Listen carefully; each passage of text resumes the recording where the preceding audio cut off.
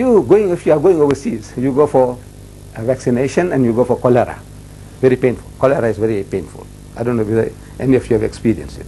They give you a jab and it's quite painful. After a couple of days, the thing gets swollen and you might develop even a fever. What is an inoculation?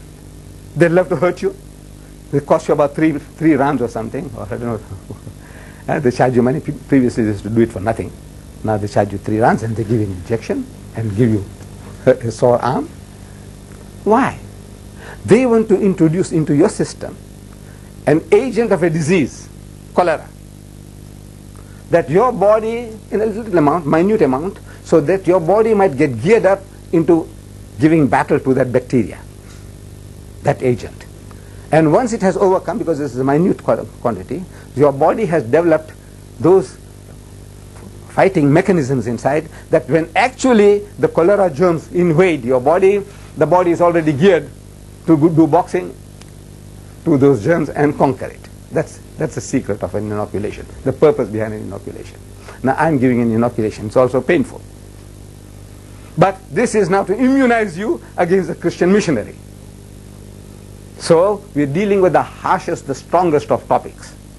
There's so much. This little booklet here can keep you busy for months.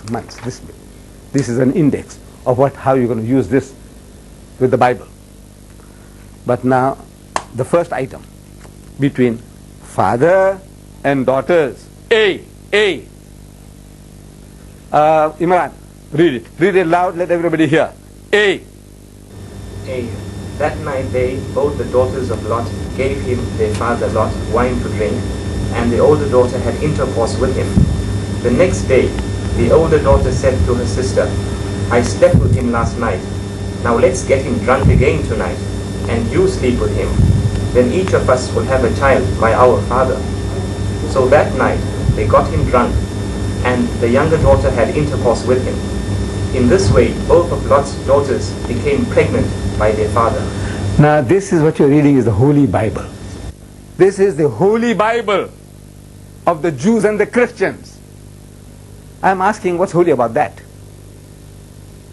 Daughters seducing the father, getting him drunk, and having sex with the father, and thus becoming pregnant, and both the daughters of Lot were a child by the father. What's holy about that? So we are asking, what is the moral? To the Christian, if he read it, he said, what is the moral of this story? What is the lesson to be learned? See, every tale we tell our children, fables, fairy tales. We tell our children anecdotes about the fox and the grapes, the wolf and the lamb, the dog and the shadow. You heard all these. As children, you hear this. You know, no fox ever jumped for grapes. Do you know that? The fox don't jump for grapes. But it's just a story, invented. We said the fox was jumping, trying to get at the grapes and can't reach it, tried again and again, and is fed up, it can't reach the grapes, so he says sour grapes. So we are trying to tell our children, don't be like that, greedy fox. When you can't get a thing, he says sour grapes. Don't be like that. The wolf and the lamb, or the dog and his shadow. A dog finds a bone. With the bone in his mouth, he's crossing a wooden bridge. And he sees the reflection in the water. He's thinking there's another dog with a bone in his mouth. He's greedy for the other dog's bone. So he lost what he had. Don't you be like that, my child. What Allah has given you, appreciate it. Don't be greedy for the other dog's bones. It's a moral, it's a lesson to be learned. Every story that you tell, there is a moral behind it. Otherwise, it's a waste of time. Dr. Vernon Jones, an American psychologist of great repute, he carried out experiments on groups of school children to whom certain stories were being read. To a standard 2 group, for example. You tell them about St. George. This St. George, this young boy, St. George, he sees a dragon. And he goes and finds a sword and he goes and slays the dragon. He kills it. The same St. George, he sees a python and he's looking for something to confront it with. And he couldn't find anything, so he picks up a stone and smashes it on the head and kills it. Another group of also standard 2 children, you tell them the same St. George, but this St. George saw a dragon and he was so terrified and he scooted to his mother and he cried in her lap. The same St. George, he saw the snake and how he climbed up the tree and he started howling like a wolf. In actual life, these children, when they really are confronted with problems, this is how their minds will work. That group that was told confrontation is going to start thinking, how am I going to overcome this? The other one is how to run to my mother. In actual life, is that these stories made certain slight but permanent changes in character, even in the narrow classroom situation, in little things. They behave like that. You keep on telling your child, there's a ghost out there, jinn shape. Your child will be too terrified to go out and in the evening to go and buy some cold drink for you. There might be something there. The other children, you don't talk about these things. They have always right, go and bring a bottle of cold drinks. So just rush it along and brings it. The other one is, jinn hoga, bhoot hoga. It depends upon how you program your children. So you program your children with this. It must have certain slight but permanent changes in character. And we can see it's happening. It's happening, practical experience. Researchers are showing us that it's happening wholesale.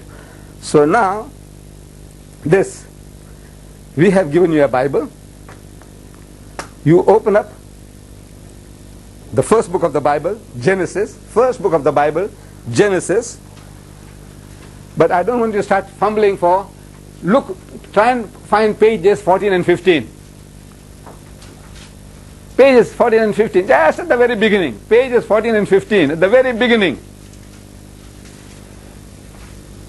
Pages 14 and 15.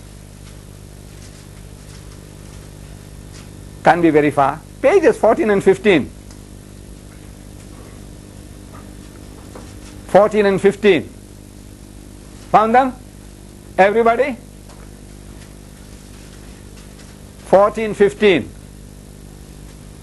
Right now, with the red pens that are given to you. Red pens you'll find inside the tube. Inside the box here. Red pen. Take them out. And right across between page 14 and 15, right across, have a look at this. Incest between father and daughters. Oh,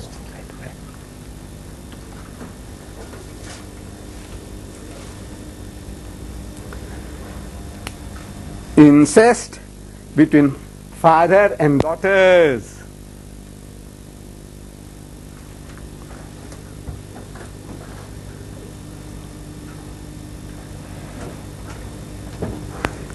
Just write across and underline it. Incest. Don't be afraid to mutilate that book. This is yours. The book is yours for taking away. So don't spare the book. It's my book, I have given it to you. Don't spare the book. Don't feel pity for the book.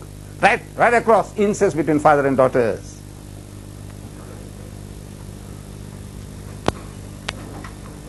Having done that, I said, you see this booklet on page 13, you write there about what the young man read, about Lot and his two daughters, page 13, what he read. Write on the side, P14, where that reference is, about the incest between father and daughters. Write down P15, here on the side here of the book. Write P15, means page 15 in your Bible.